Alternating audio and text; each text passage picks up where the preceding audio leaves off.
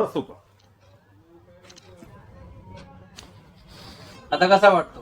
सर्व मला दिला वाटतं एकदम पडतो कसला. आता 2 दिवसापासून माझा दुःख कमी होती, पण आता म्हटलं हे सांगितलंय ना मी एकदम रिलीफ फील करतोय बघा. आता दुखणं असं काही वाटत नाही असं. आणि 2-4 सेटिंग घेतलं आणि जरा बरं वाटेल. 100%. येस, चल, thank you sir. Thank you so much.